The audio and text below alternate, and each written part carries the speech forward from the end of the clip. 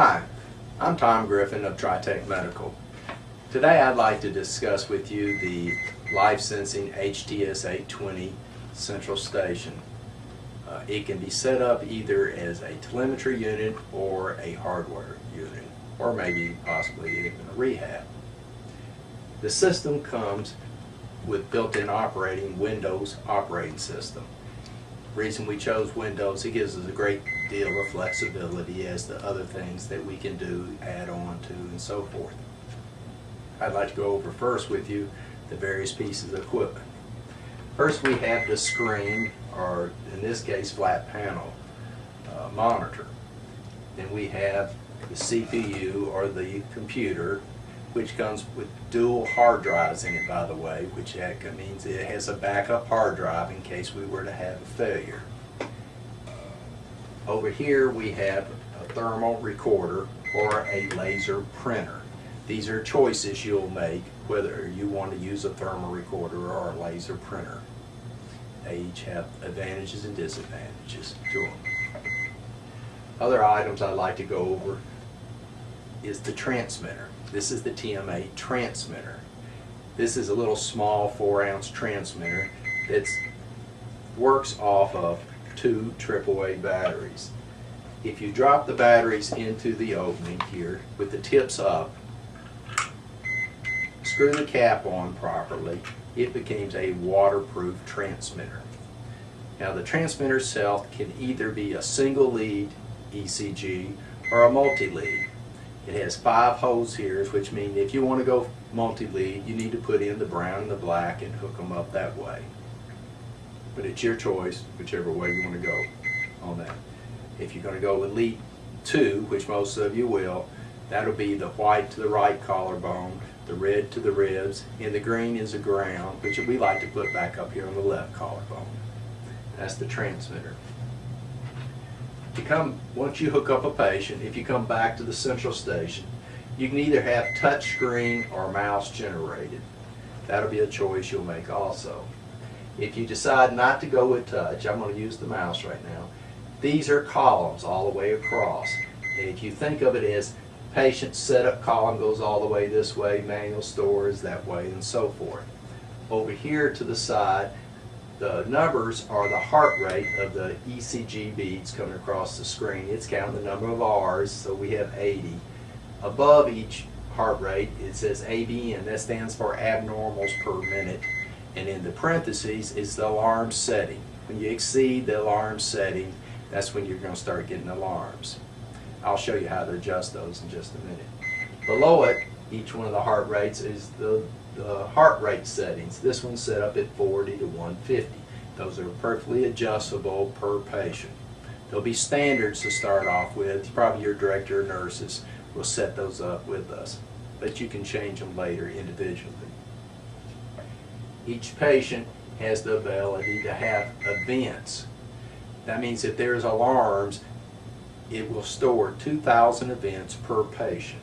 Right out here to the side, the red number says events. And if you click on it, it shows 6 to a screen. Then there'll be behind that 6 more and 6 more and 6 more. If there's something in particular you want to print, you'll click on the one you're interested in. It tells you the time it occurred, and then you'll go over here and either hit record or print. That's your choice again. Remember, the record is the thermal recorder, print means it's a laser printer.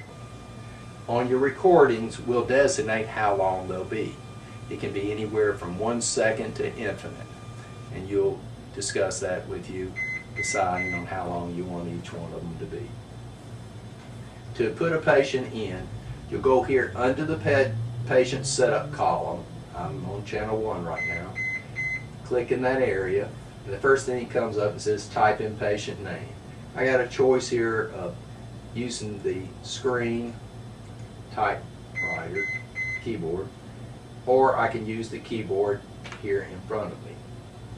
The next it says type in room number once I hit enter. So I'm going to be in room 123A today and hit enter again.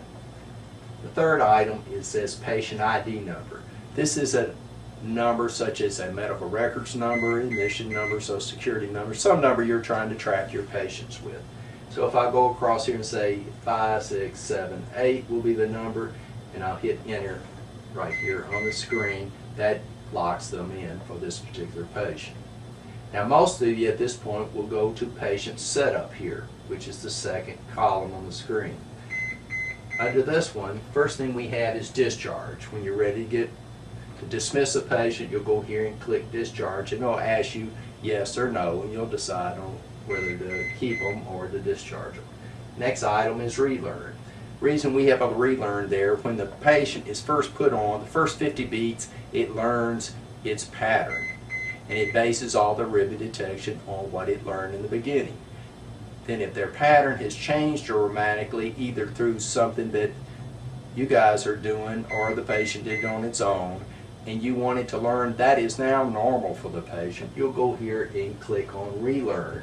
That makes the machine understand that you're accepting that pattern is normal for this patient at this time.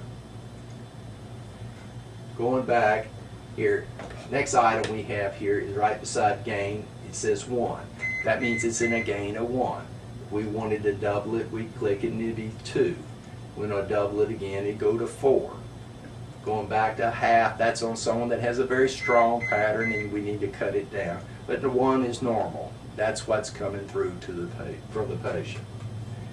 Out to the side of it here, the button says alarms, and if it's designated in blue, that means it's on. If we click it and it turns gray, the alarms are turned off.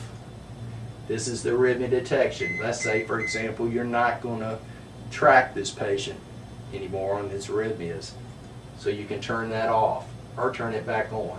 Just below that is the pacemaker button. If the patient has a pacemaker and you might be getting some false calls due to the pacemaker, you need to tell the machine to look for the pacemaker so it will recognize that pacemaker in its arrhythmia detection.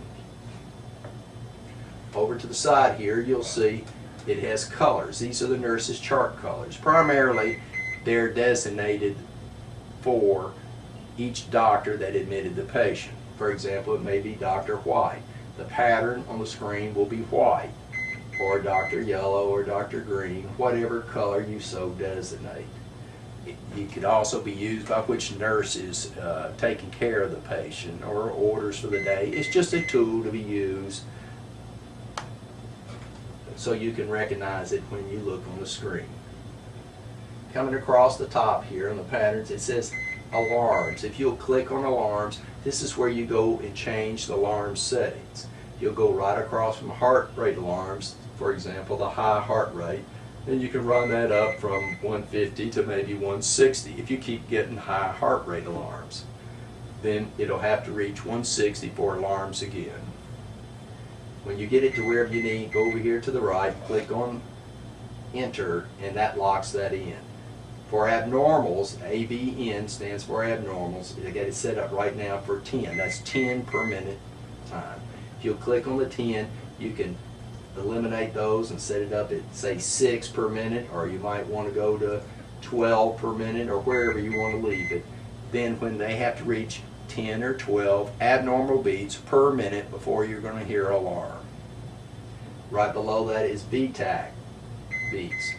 This designates how many PVCs in a row you're going to designate as a VTAC alarm. For example, it's at 4 right now, but if I wanted to eliminate that, I'd go back here and delete it. I might want to set it up at 6, for example. Now, they have to reach 6 PVCs in a row to designate it as a VTAC alarm. Just below that, there's ST. If you want to track ST changes, you can go in here and activate ST. Some of you will, some of you won't. That's why we leave it off generally, but you can go turn it on per patient if you want to. Going across the top, the next item we got is trends. This will track the patient's heart rate trends or abnormal trends for 1 hour, or if you go up here, it might be for 12 hours or 24 hours. Whatever you're trending at the time. You might also be trending SpO2 or NIBP alarms. Coming next is, right across the top, is reports. Reports are for those of you that have vital signs machines and you're doing blood pressures, pulse oxes, and so forth, or respirations, and it will give you the numbers here, and you can go back and print those off. You can recall them and print out all the vital signs readings you've already had. Next item across here is view waves. You can either have two ECG waves here, or ECG pulse ox, or ECG respiration. Whatever you designate, we will set it up for there. And when you hit record, it will print one or two waveforms off at one given time. This is events again. This is the same thing as you hit on the screen. These are the events per patient, meaning something outside of normal for that patient. If you click on one and you go over here and hit record, it will record that off. If you clicked on multiples, it would record off multiples, holding 2,000 per patient, which go back multiple days. The next item we have here is disclosure. Disclosure is, let's say we pick out this guy and we go over here and hit disclosure. Disclosure is every ECG beat that crossed the screen. And you can go back in time to looking at it. Right now we're going back minute by minute, but if you'll go up here and click on the hours, it would jump back a whole hour at a time. Then when you get to wherever you're interested, click on that area, it blows it up, and if you go over to the screen and hit record, it will record that off. Whether it was 5 minutes ago or 5 hours ago, it doesn't matter. Coming back to the screen, to go back to main screen at any time, hit return. It returns you to the main screen. At the bottom down here we have volume up, volume down. That's for your alarm sounds. Over here we have alarm silence. You can silence the machine for 2 minutes if you hit alarm silence.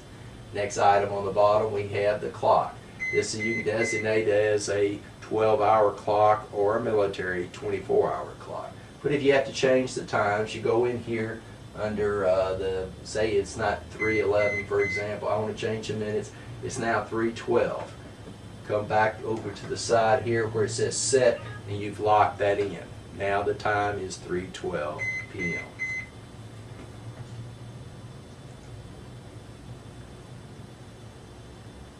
Over to the right here, what we've got are the heart rates. Coming right next at the very end of the ECGs, it says 80. And if I want to print one of those, go over here, click on the heart rate you're interested in, and it will either record it off on the thermal recorder or the laser printer, whichever one again we have designated. It can run anywhere from 1 second to infinite. Whatever you're comfortable with, that's the way we'll set it up. Going back to discharge a patient, come across the trace here under patient setup. Click on that, go over to the screen here at the bottom that says discharge, choose between yes or no. Click on the yes, say I want to discharge this patient, and now they've gone home. You go pick up your transmitter, take your batteries out, throw those batteries away, get you a fresh pack, and get ready for the next patient. With that, this is the conclusion of how to run the LSI HTS 820 system.